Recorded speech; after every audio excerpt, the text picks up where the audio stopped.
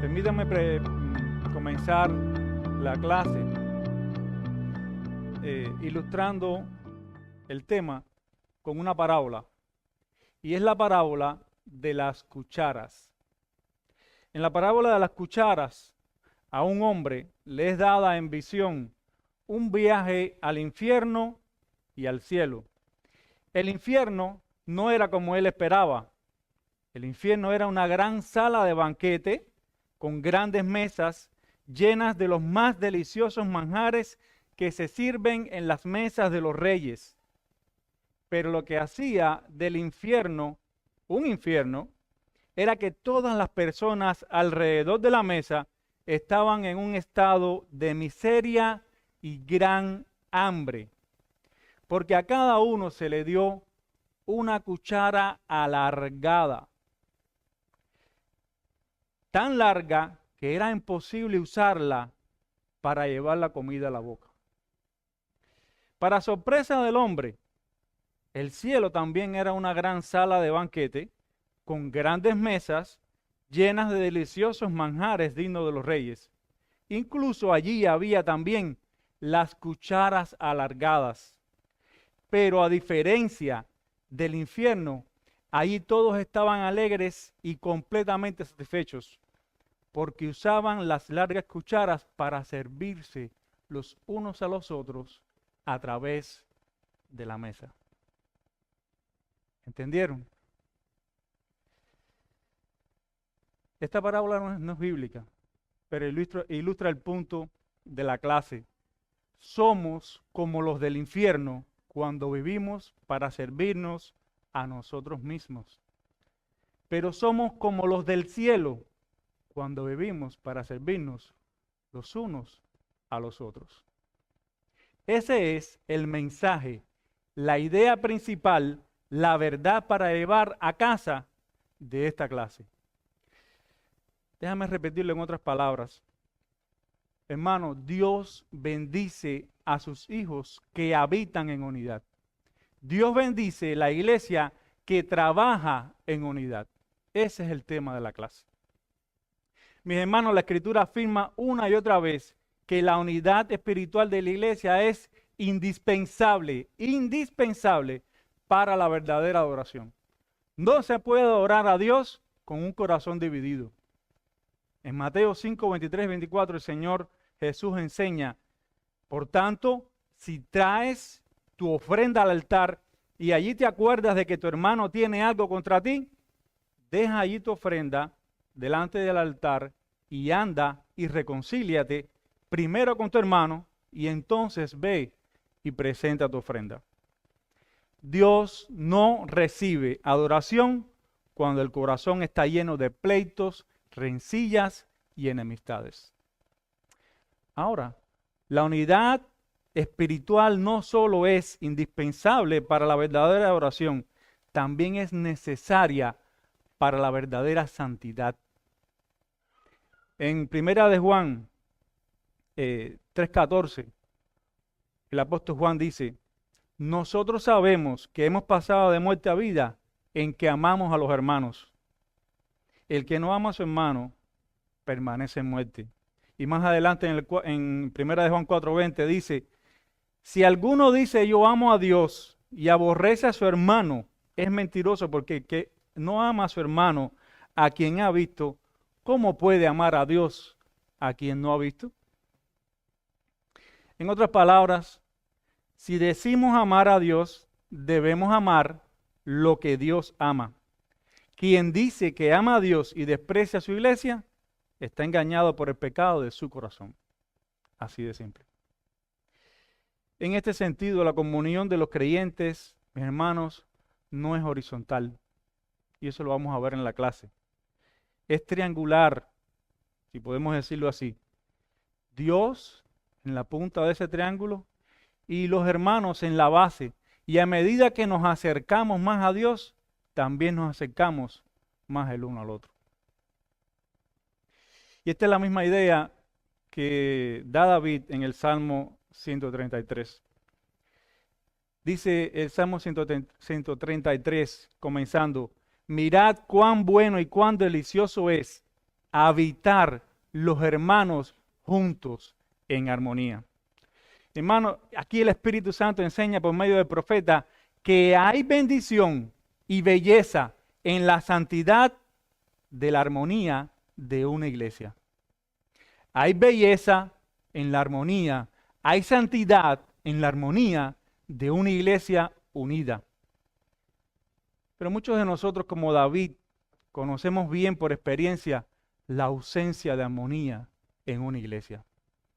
Cómo trae tristeza, terror, depresión, cuando nosotros somos víctimas de la enemistad, del egoísmo y de la división en la iglesia. Por estas cosas y muchas más, es bueno que nosotros como iglesia nos expongamos hoy a la enseñanza de este capítulo que trata sobre la comunión de los santos. Bien, hermano, entonces, después de haber introducido la clase, vamos a leer el primer párrafo. Alguien que me ayude leyendo el primer párrafo de la clase.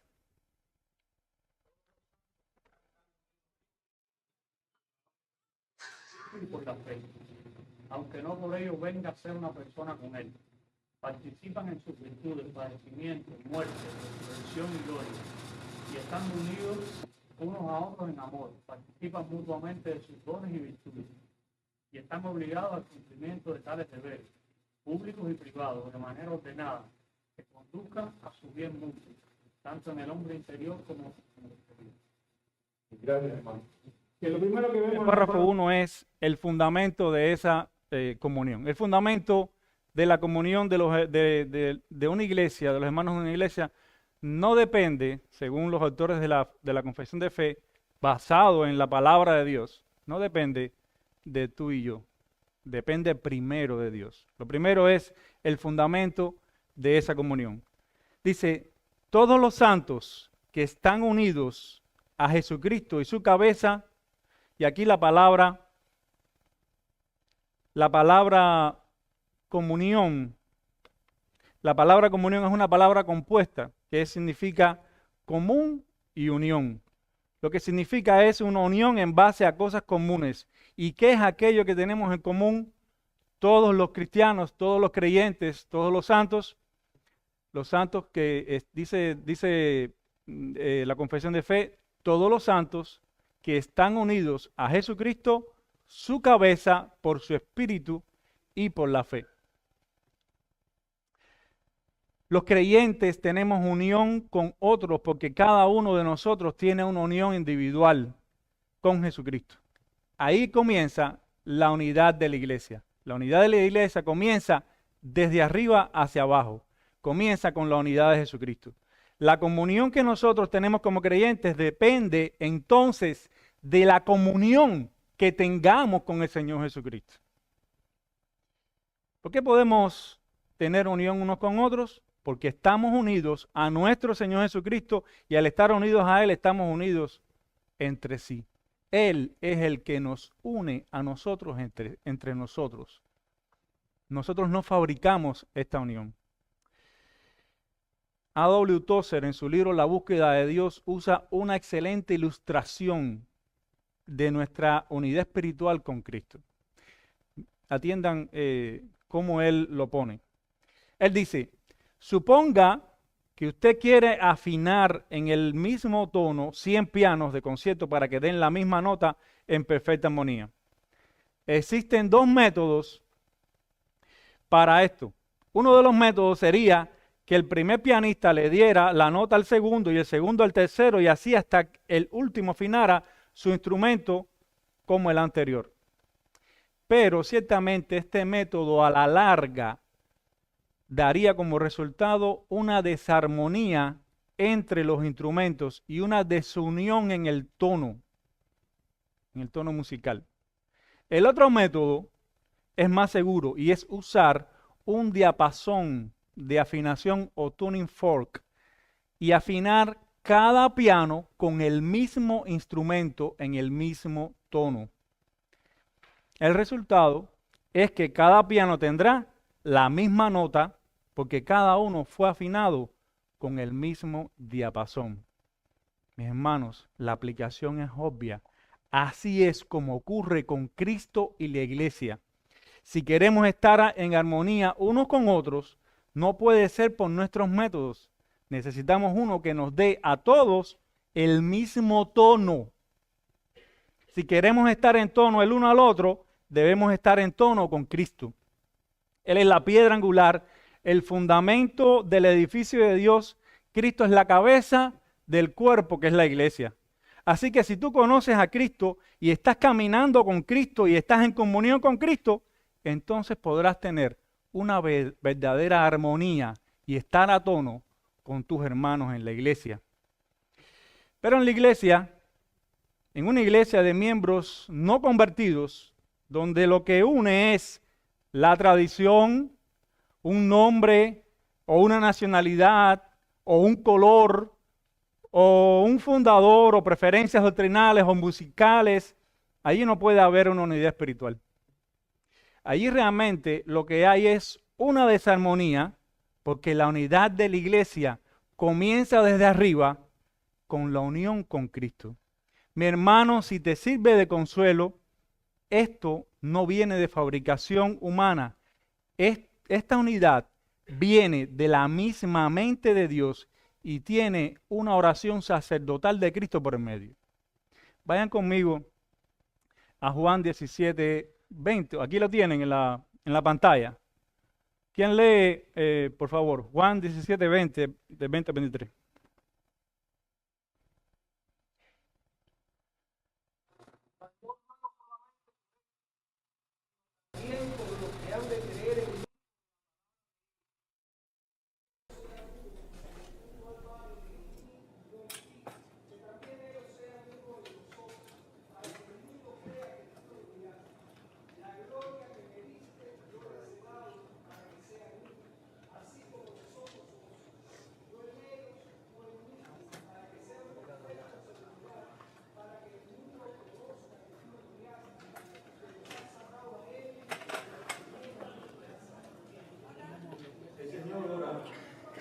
Ruego solamente por estos, los apóstoles, sino también por los que han de creer en mí, por la palabra de ellos, nosotros, IBRM, Iglesia Bautista Reformada de Miami, esos somos nosotros, los que han de venir por la predicación de ellos. Hermano, ¿tienes consuelo en esta oración que hizo el Señor por la iglesia? Ten fe que esa oración es contestada. Gracias, hermano. Gracias. Muchos se han vuelto cínicos por el daño recibido en las iglesias. Y dicen que esta es la oración no contestada de Cristo, por la gran división que hay en las iglesias. Hay muchas denominaciones, hay divisiones dentro de buenas iglesias. Y muchos se han vuelto cínicos y dicen, esto no es una oración contestada. En el cielo se contestará. Hermano, pero la Escritura dice que ya esa oración fue contestada.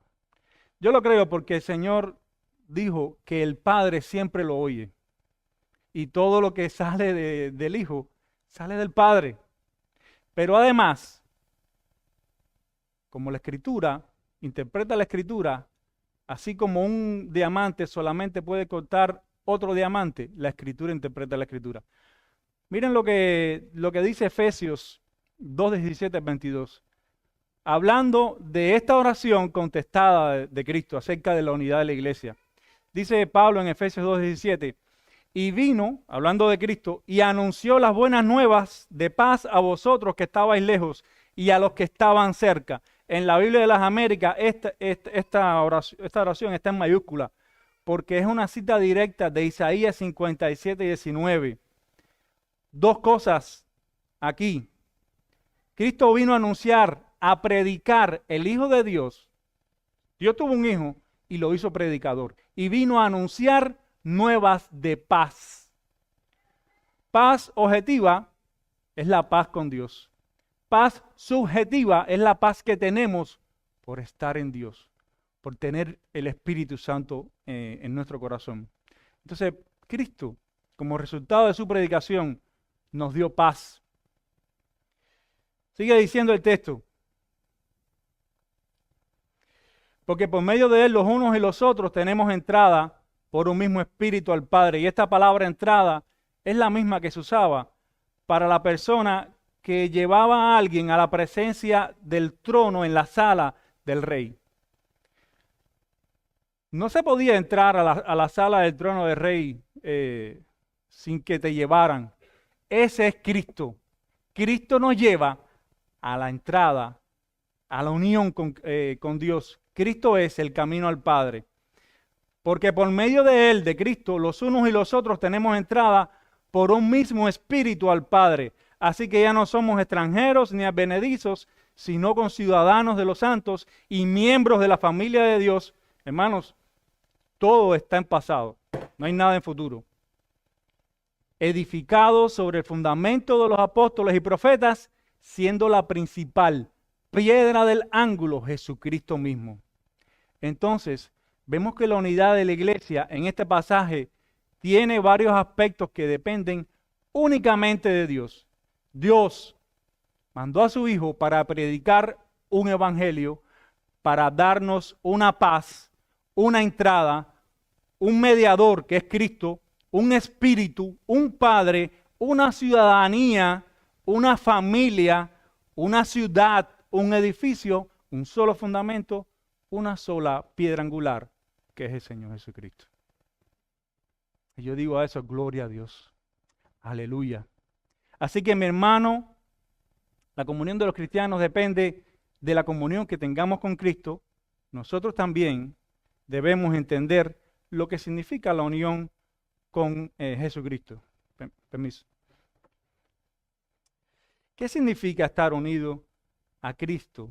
Bueno, en primer lugar, la unión de Cristo y su pueblo, su fundamento es que fuimos escogidos para ser unidos a Él. Fuimos escogidos para ser unidos a Él. Dice Efesios 1:4, según nos escogió en Él antes de la fundación del mundo, para que fuésemos santos y sin mancha delante de Él. Dios nos escogió en Cristo, Dios nos dio a Cristo como nuestro Redentor, Dios trazó un plan redentor en el que unió a todos los creyentes. No es algo que comenzamos o fabricamos y mucho menos ganamos por nuestros esfuerzos. En palabras del puritano John Flavel, escucha lo que dice John Flavel. Dios teje nuestra providencia con muchos hilos diferentes, pero solo Él sabe cómo entrelazar unos a otros para obtener el diseño que Él tiene en mente. Confiemos en esto, hermanos. Quien comenzó en nosotros la buena obra, la perfeccionará hasta el día de Jesucristo. Nuestra unión con Cristo fue predestinada por el Padre, fue pagada por el Hijo y fue ejecutada por el Espíritu Santo. Pero sigue diciendo también que nosotros también fuimos escogidos para ser unidos a Cristo, para ser posesión de Él. Y esto lo vemos en Juan 17, 2 al 6. Alguien que lea, por favor.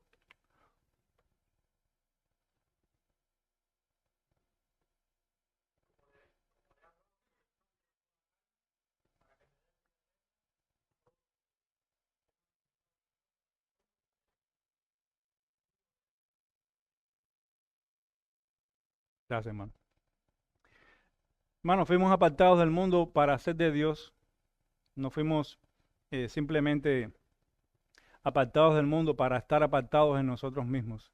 Fuimos apartados para ser puestos como herencia del Señor. Él nos escogió para que seamos su pueblo. Esa es la identidad de la unión con Cristo. Pero estar unido a Cristo también significa que participamos de su naturaleza.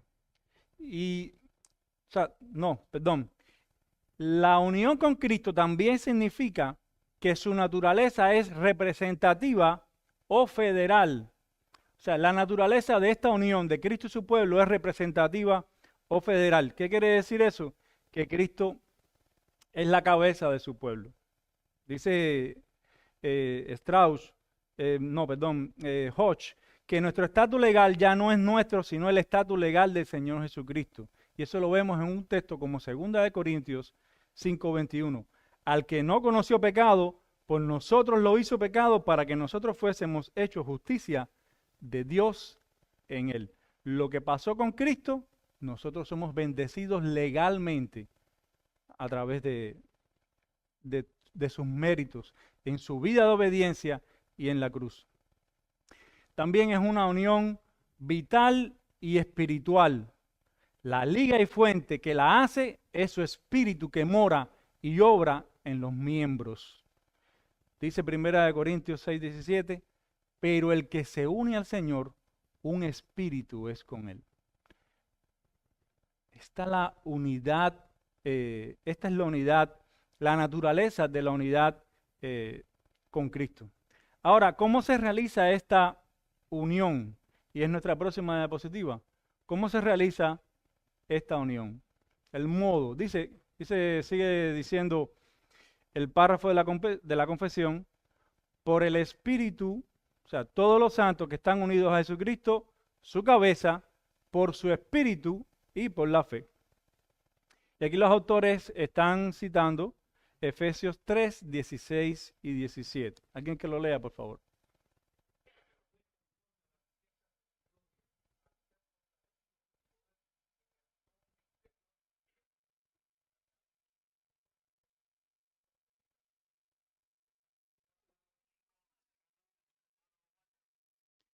Bien, gracias, hermano. Entonces, vemos claramente en el texto que cómo se realiza esta unión por el Espíritu y por la fe. No hay nada profundo que explicar ahí. Ahora, los autores de la confesión nos hacen una aclaración y es de suprema importancia esta aclaración. Y es la limitante de esta unión, de la naturaleza de esta unión. Porque nosotros estamos diciendo que somos un espíritu con el Señor. Eso lo dice la Biblia, no lo decimos nosotros. Dicen los autores de la confesión,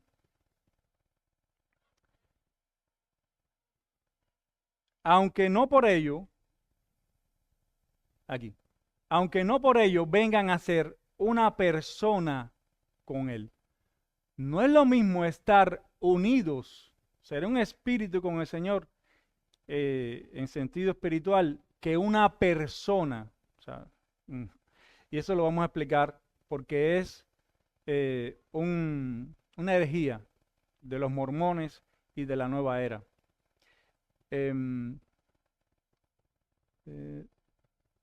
No. Acá. Bien. ¿Qué dice? Los teólogos llaman a esto la unión mística, porque no puede conocerse a menos que la revele el Señor.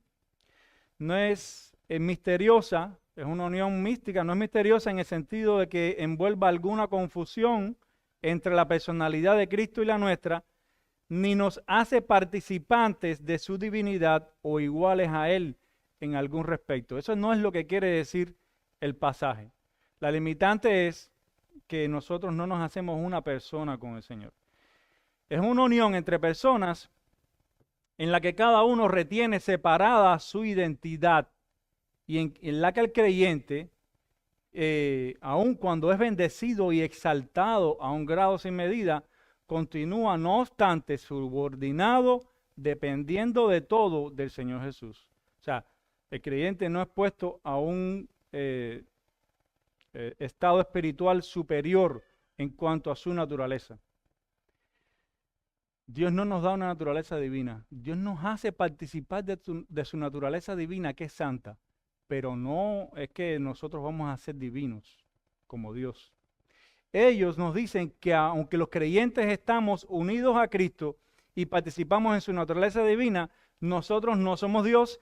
Y esta aclaración es importante porque refuta dos corrientes que han estado presentes en el pueblo de Dios hace mucho tiempo. En aquel tiempo, en el tiempo de la confesión de fe, se estaban levantando sectas que estaban interpretando a la unión de Cristo de una manera mística y panteísta. En nuestro tiempo, el desconocimiento y el desprecio por la teología histórica en los movimientos de restauración en América y en Asia han dado como resultado los mormones, los adventistas del séptimo día, los testigos de Jehová, la nueva era, el universalismo y todas las cosas que salen de esta mezcla. El mormonismo, ¿qué preconiza? El mormonismo preconiza que el individuo puede llegar a un grado de perfección tal que llega a ser Dios. Hermano, eso es blasfemia. Nadie puede llegar a ser Dios. De hecho, esa fue la tentación de orgullo que tuvo Satanás desde el principio. Y fue la tentación con la que tentó a Adán y a Eva para que pecaran y desobedecieran a Dios. Puedes llegar a ser como Dios. Nadie puede llegar a ser como Dios.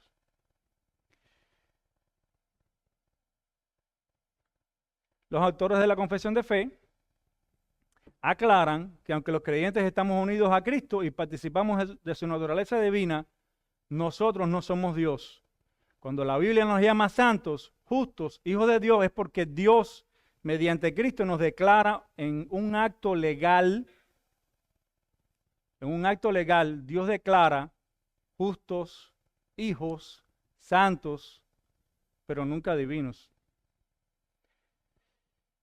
Nunca seremos igual a Él en divinidad. Otro punto importante para recordar es el hecho de que Dios es inmutable y perfecto. Y eso significa que no cambia ni puede ser mejorado. O sea, Dios no puede añadir una naturaleza o darle su naturaleza y mezclarse con una persona.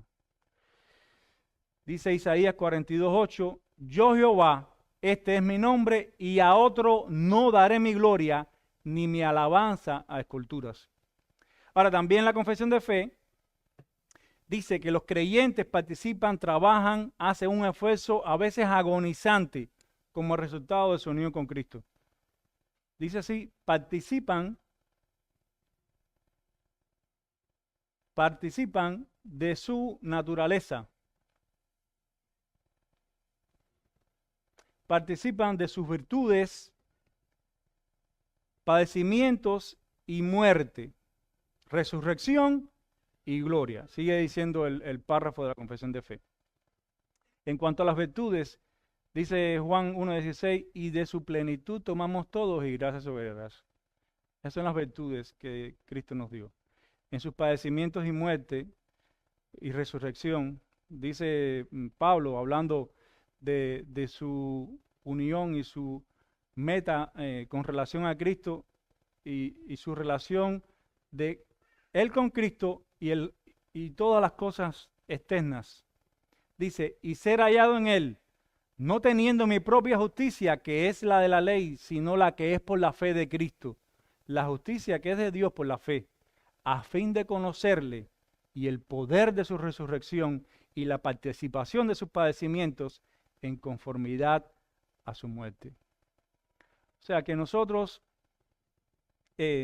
no podemos decir como los quietistas, que una vez que nosotros somos convertidos, Dios nos da una bendición especial en la que nosotros estamos quietos. No tenemos nada que hacer, simplemente tener comunión con Cristo. Algo así como el monasticismo, como un monje, y todo va a venir, va a caer por sí solo. Hermano, la vida cristiana lleva esfuerzo. Y si tú estás empezando en la vida cristiana, espera un poquito para que te des cuenta de lo que estoy diciendo. Cuando pasan unos años, tú te das cuenta todo el esfuerzo que es el mantener las virtudes y padecer y también tener la participación de los padecimientos, de la muerte, de la resurrección y la gloria con Cristo. Bien, vamos a pasar entonces al próximo punto del párrafo y es la vinculación entre los hermanos.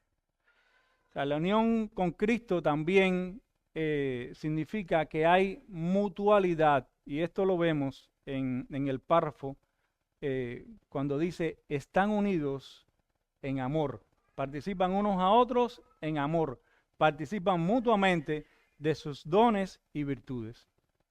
Y ese es el concepto de la mutualidad. En el párrafo vemos la unidad de la iglesia, y la mutualidad en la iglesia. Son dos conceptos diferentes que hablan los teólogos de la confesión de fe en el párrafo. La unidad de la iglesia con Cristo y entre la iglesia, y la mutualidad significa que nosotros nos servimos mutuamente de los dones y todas las cosas. El amor cristiano es el amor que emana de un corazón que ama a Cristo. El verdadero amor por Cristo implica inmediatamente amor por aquellos que tienen comunión con Él. Y es por eso que en ese sentido el amor hacia los demás es el termómetro del amor por Cristo. El que ama a Cristo no puede ser indiferente con los demás. Y mi hermano, tú no puedes ser indiferente a los problemas de los otros hermanos, no puedes ser indiferente a las necesidades y a las dificultades de los otros hermanos, porque si eso es así, lo más probable es que tú estés entre aquellos, pero que no seas de ellos. Como dice Juan 13, 34 y 35, un mandamiento nuevo os doy, que os améis unos a otros como yo os he amado, que también os améis unos a otros. En esto conocerán que todos sois mis discípulos si tuvieres amor los unos por los otros. Y en 1 Juan 3:14 dice, nosotros sabemos que hemos pasado de muerte a vida en que amamos a los hermanos. El que ama a su hermano, el que no ama a su hermano, perdón, permanece en muerte. Hermano, si tú amas a Cristo, tu corazón también va a sentir por tu hermano.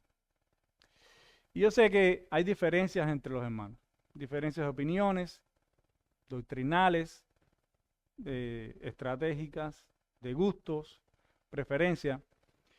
Hay una frase que algunos la achacan a Agustín de Hipona, otros a Rupertus Maldenus, y dice así, escucha bien, en lo esencial, unidad, en lo no esencial, libertad, en todas las cosas, amor, en todas las cosas, caridad. Hermanos, que lo esencial nos divida de los que no creen cosas que son esenciales para la salvación. O sea, yo no puedo tener comunión y sentarme con una conciencia limpia debajo de un púlpito que predique que Dios no es trino, que Cristo no es el mediador, que hay otro mediador además de Cristo, que hay otras cosas que hacer para la salvación además de lo que hizo Cristo, que no hay infierno, que no hay cielo. Pero hay cosas no esenciales.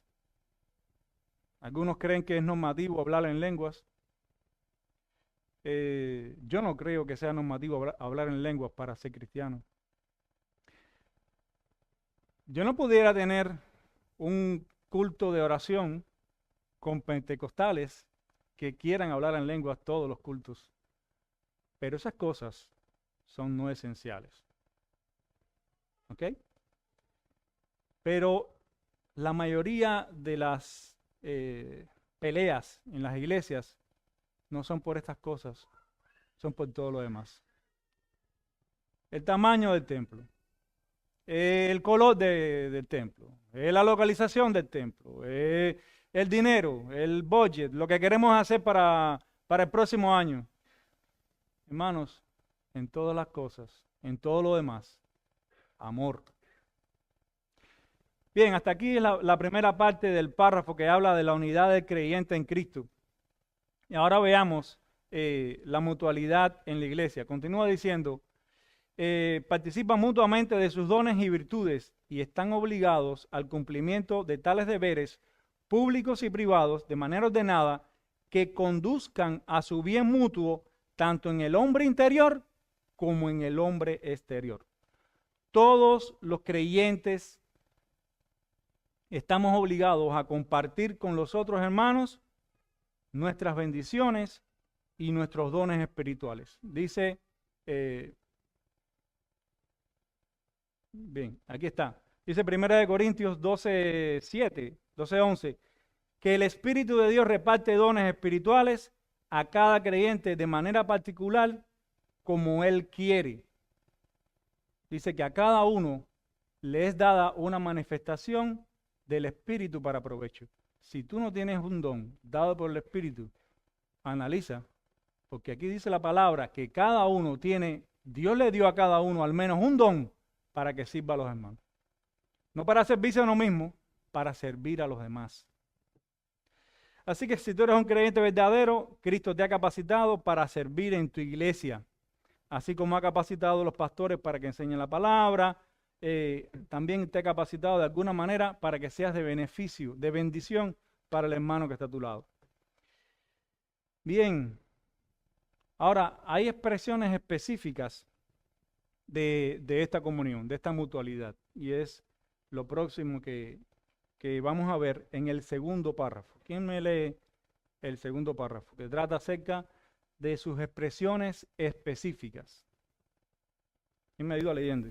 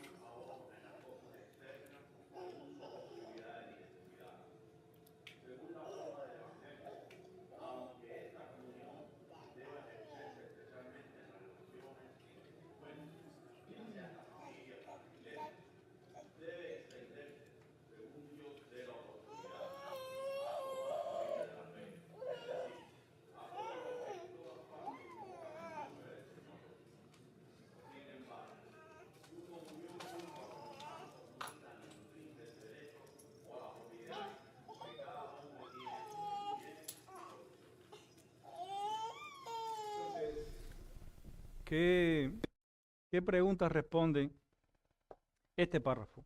¿Cómo debe manifestarse? ¿Cómo se ve? ¿Cómo se expresa en la práctica esa comunión entre los hermanos? En primer lugar, la primera parte del párrafo dice, a través de la ayuda espiritual. A través de la ayuda espiritual. Los santos por su profesión están obligados a mantener entre sí un compañerismo y comunión santos en la adoración a Dios y en el cumplimiento de los otros servicios espirituales que tienden a su edificación mutua. Hermanos, lo más básico para la membresía de la iglesia es la adoración corporativa. Y para la adoración corporativa, lo más natural es que todos estemos unidos, todos estemos presentes cada día del Señor, en las reuniones de la iglesia. Y miren cómo dice Hebreos 13, 2 y 13, con relación a esto. Mirad, hermanos, que no haya en ninguno de vosotros corazón malo de incredulidad para apartarse del Dios vivo.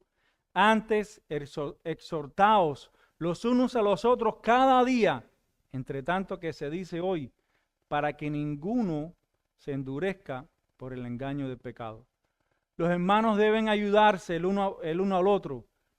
El hermano está llamado a ser guarda de su hermano, lo contrario a la mente de Caín. No dejando de congregarse cada vez que tengan un problema. Hay hermanos que no levantarían la voz ante otro hermano cuando tienen un conflicto, no levantarían el puño cuando tienen un conflicto, pero votan, hacen un voto con el pie. ¿Saben qué quiere decir eso? Levantan el pie y se van de la iglesia. Dejan un conflicto y otro conflicto y otro conflicto en otra iglesia, en otra congregación, y se pasan la vida buscando la congregación perfecta.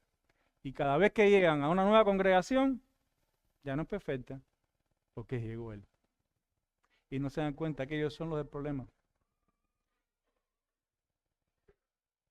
Hermano, dice la Escritura en Hebreos 10, 24 y 25, y consideraos unos a otros para estimularnos al amor y a las buenas obras, no dejando de congregarnos como algunos tienen por costumbre, sino exhortándonos, y tanto más, cuanto ves que aquel día se acerca. Hermanos, la iglesia no solo es para venir a pasar un tiempo bonito con, los domingos para adorar a Dios. Cuando entramos a formar parte de la membresía de la iglesia, estamos aceptando la responsabilidad de velar y guardar por mi hermano, pero también de que tu hermano guarde tu alma. Y vas a ser llamado, vas a ser sancionado, vas a ser criticado, vas a ser regañado, redarguido, si es necesario. Y eso se hace por amor. Tienes que ver el amor detrás de un regaño, porque fieles son las heridas del que te ama. Miren lo que estaba pasando en la iglesia de Corintios. Pablo le escribió a los corintios una carta fuerte, porque la necesitaban. Y él les empieza diciendo, yo no les pude dar vianda, yo no les pude hablar de carne, les tuve que dar leche porque ustedes están como babies espirituales, porque hay división entre vosotros, hay falta de amor. Miren en el centro de la carta lo que estaba pasando. Cuando había problemas, esos corintios estaban llevando al hermano con alguien del mundo para juzgar el caso. Y Pablo les dice, así que por cierto, es ya una falta que vosotros tengáis pleitos entre vosotros. ¿Por qué no sufrís más bien el agravio? Hermano, Cristo sufrió por ti, por mí. Hermano, si yo estoy señalando con un dedo, estoy señalando tres para mí.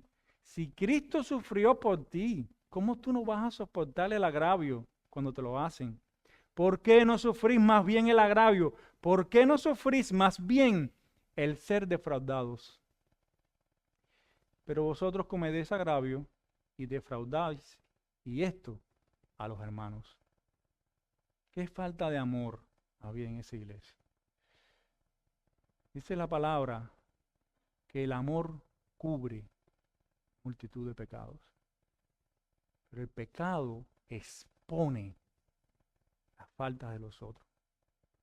El amor cubre.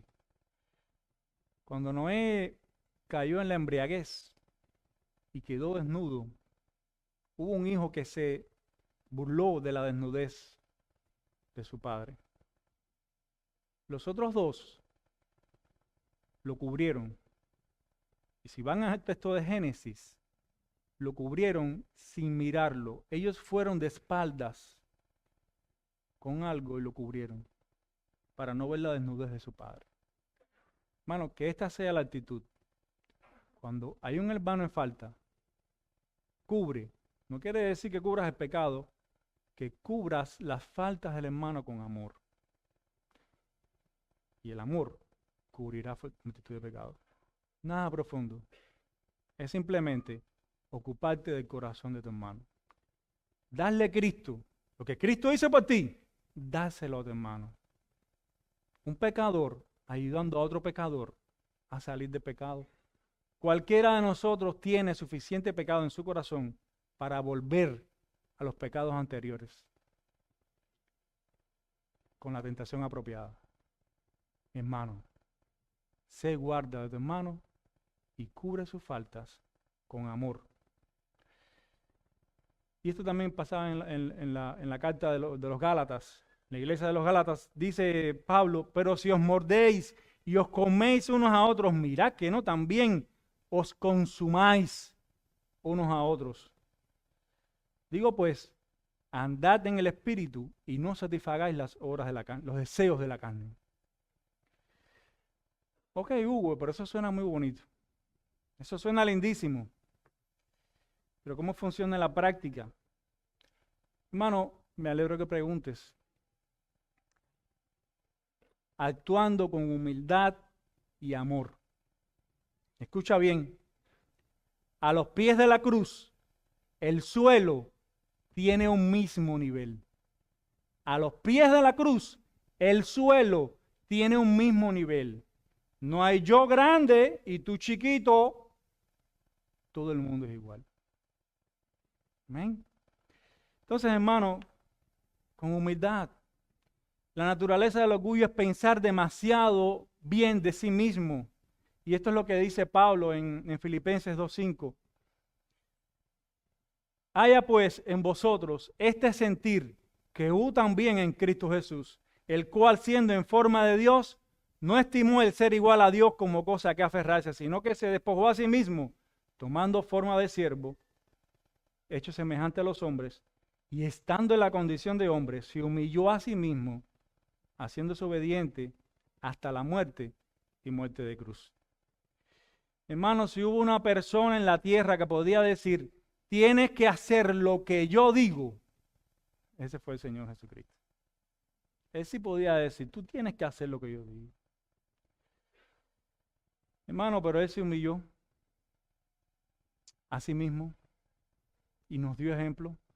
Y ese es el ejemplo que nosotros tenemos que seguir. Mansos y humildes de corazón como nuestro Señor. Hermano, al diablo le gusta la división. Al diablo no le gusta la unidad. Dice Efesios 4:26, airaos, pero no pequéis, no se ponga el sol sobre vuestro enojo, ni deis lugar al diablo.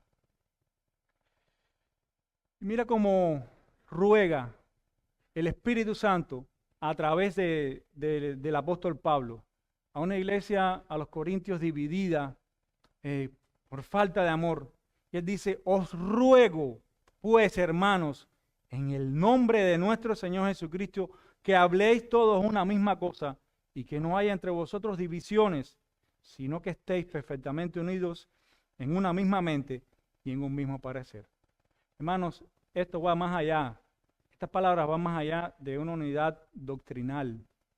La unidad doctrinal es necesaria, pero hay una unidad espiritual, una unidad de amor, una unidad en la que yo creo que tú eres mi familia porque tú eres familia de Dios. Así de estrecha es esa unidad. Satanás sabe que antes del quebrantamiento es la soberbia y antes de la caída la altivez de espíritu. Así que provocar el orgullo en las personas, especialmente el orgullo por lo correcto, es un esquema eficaz de corromper la armonía, el amor y la unidad de la iglesia. Tengamos cuidado con eso. Dice Timothy Keller, hacer un ídolo, creo que eso está por acá. No. Bien. Dice, escuchen la frase de Timothy Keller, hacer un ídolo de la precisión doctrinal, el éxito ministerial o la rectitud moral conduce a constantes conflictos internos, arrogancia y autojustificación y opresión de quienes tienen opiniones distintas. Vanagloria denota autoevaluación vana o exagerada. Y esta palabra se usa en Gálatas 5:26 porque está estrechamente está estrechamente relacionada con la envidia y la provocación. Dice Gálatas 5:26, no nos hagamos vanagloriosos, irritándonos unos a otros, envidiándonos unos a otros. Hermano, el envidioso no se puede alegrar de las alegrías, de los éxitos y de las bendiciones de su hermano. El odio en el corazón es lo contrario al amor. El odio en el corazón se alegra de que ese que está al lado tuyo sufrió, tuvo una caída, tuvo pérdida, está en una tribulación, en una aflicción. Bueno, cuidado con esas cosas en el corazón. Dice Gálatas 6:3, porque el que se cree ser algo, no siendo nada, a sí mismo se engaña. Juan Crisóstomo tiene una frase, me gustó mucho y se la puse.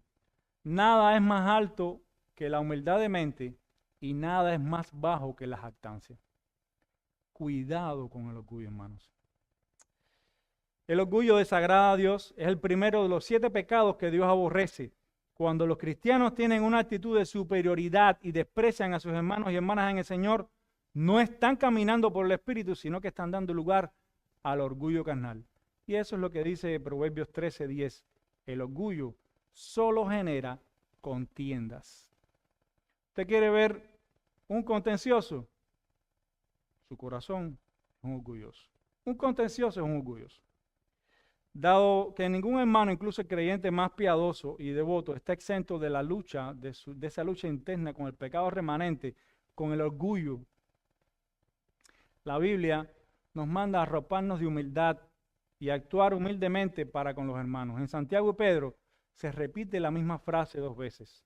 Santiago 4:6 dice, pero Él da mayor gracia. Aquí lo tienen. Él da mayor gracia, por esto dice, Dios resiste a los soberbios y da gracia a los humildes. Y en Pedro 5:5 lo mismo. Y todos sumisos unos a otros, revestidos de humildad, porque Dios resiste a los soberbios y da gracia a los humildes. Dice C.S. Lewis, el orgullo es como un cáncer espiritual que devora la más mínima posibilidad de amor o de alegría o incluso de sentido común. Y Thomas Schreiner, teólogo bautista, dice, las buenas relaciones en la iglesia pueden ser preservadas si toda la congregación se arropa con humildad. La humildad es el aceite que permite que las relaciones en la iglesia funcionen sin problemas y con amor. Mi hermano, estoy casi terminando. Pero también, además de esta ayuda espiritual, que debe ser con amor y con humildad en el ejercicio de los dones espirituales, el párrafo también habla de la manifestación de esta unidad en la ayuda material. Sigue diciendo el párrafo, así como ayudarse unos a otros en las cosas externas según sus posibilidades y necesidades. Y esto lo vemos en un texto como Primera de Juan 3, 17 y 18. Dice, pero el que tiene bienes de este mundo y ve a su hermano tener necesidad y cierra contra él su corazón, ¿cómo mora el amor de Dios en él? Hijitos míos, no amemos de palabra ni de lengua, sino de hecho y en verdad. Y esta ayuda material se debe, dice la confesión de fe, que tiene tres áreas donde se debe ejercer en la familia, en un texto como 1 Timoteo 5:8, porque si alguno no provee para los suyos y mayormente para los de su casa, ha negado la fe y es peor que un incrédulo. También con la iglesia local, donde por ejemplo se habla de la ayuda que se debe dar a los ancianos que se dedican a gobernar y a predicar.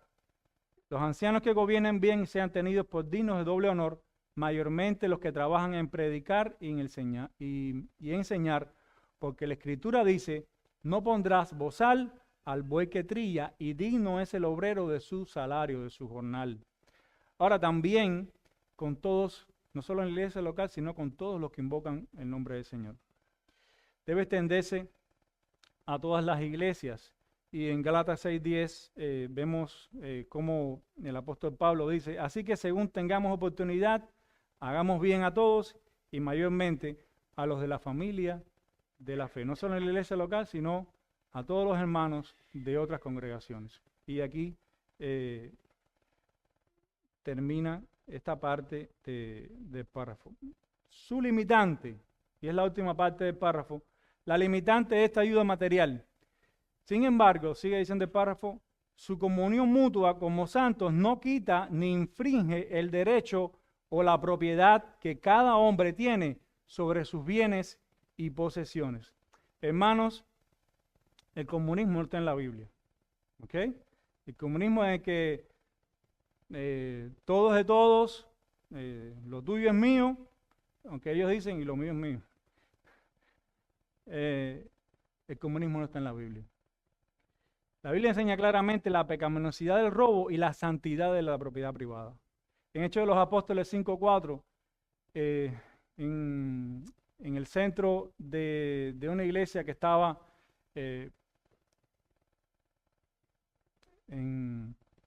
comenzando, en una iglesia que estaba avivada, una pareja quiso engañar al Espíritu Santo robando. Y miren cómo le dice Pedro a esta pareja, Ananías y Zafiras, mientras estaba sin venderse, hablando de la propiedad, no te pertenecía, o sea, era tuyo. No tenías que aparentar nada. Y después de vendida, no estaba bajo tu poder, o sea, el dinero era tuyo. ¿Por qué concebiste esto en tu corazón? No has mentido a los hombres, sino a Dios. Todo robo es pecado primero contra Dios. Y en Efesios 4:28 se manda a los cristianos: el que octavo no hurte más, sino trabaje haciendo con sus manos lo que es bueno. Hermanos, la propiedad privada es santa. En Éxodo 20:15 se nos manda a no robar, a no codiciar los bienes ajenos. Bien, hermanos, déjenme terminar con un par de aplicaciones. Con una aplicación. ¿Cómo está tu comunión o tu unión con Cristo? ¿Estás procurando cultivar y mantener viva y fresca la misma, o tu relación con Él es fría e inconstante? ¿Te estás deleitando en Cristo o te deleitas en otras cosas más que de tu vida con Él? Tu comunión con los otros creyentes. ¿Eres de las personas que realmente te preocupas y sientes por tus otros hermanos, o eres de los que siempre tienen algún problema y no tienes tiempo para preguntar ni para saber? Hermano, tú puedes cantar con todo tu corazón la letra del Salmo 133. Dice el Salmo 133, mirad, hay belleza, mirad cuán bueno y cuán delicioso es habitar los hermanos juntos en armonía. Y esta palabra bueno es la misma del Salmo 34, donde dice: probad y ved que es bueno Jehová. Delicioso. El salmista inspirado dice que la comunión de los santos es buena y deliciosa y placentera y nos trae gozo y paz en el corazón. ¿O eres de los que le sale mejor la frase tristemente célebre: estar con los santos amados en el cielo, eso es la gloria, pero vivir con ellos ahora, eso es otra historia? ¿Qué te sale mejor? Analiza tu corazón. Si este es tu caso, déjame decirte que estás en la carne. Porque el que no ama a Dios, el que no ama lo que Dios ama, hermano, realmente no ama a Dios. En este pequeño salmo, Dios nos da el mismo mensaje en dos figuras. El aroma de Cristo se desprende de una iglesia unida. Una iglesia unida tiene belleza, porque es santa. El perfume de Cristo, el perfume de santidad y de unidad en la iglesia, se desprende de una iglesia que practica la comunión de los santos. Es como el buen óleo sobre la cabeza, el cual desciende sobre la barba de Aarón, y baja hasta el borde de su vestidura. Y en último lugar, dice el Salmo, como el rocío de Hermón que desciende sobre los montes de Sión, porque allí envía Jehová bendición y vida eterna. Dios no manda bendición y vida eterna donde hay desunión y división. La bendición de Dios desciende sobre una iglesia unida. Dios le gusta que su iglesia, que sus hijos estén como una familia, se traten como una familia. Así de abundante es la bendición de Dios. El rocío del monte Hermón, que era el más alto de todos los montes de Sión, era tan denso, tan espeso, tan grande, ese rocío, escuchen bien, que cuando bajaba del monte Hermón, llegaba hasta 100 millas alrededor. Esa misma ilustración es lo que tiene el salmista y dice: la bendición de Dios es grande en la iglesia unida. Hermano, que estas cosas animen tu corazón. Y tú, mi amigo, si no estás en Cristo, tu caso es peor, porque no tienes acceso a Dios, ni paz con Dios, ni pertenencia a su pueblo. Estás solo y sin Dios, y si mueres en este estado de soledad será peor, porque en el infierno recibirás la ira y el abandono de Dios que merecen tus pecados por toda la eternidad. Ven a Cristo, mi amigo, porque Él te va a dar entrada a Dios y a su pueblo para siempre. Vamos a orar, hermano. Padre, gracias por la unidad de la iglesia. Gracias, Padre, porque Cristo nos ha unido unos a otros en una familia. Cristo ha hecho la paz contigo, nos ha dado la paz entre nosotros. Gracias, Padre, porque estas cosas nosotros no podíamos ni empezarlas, ni fabricarlas, ni aún mantenerlas.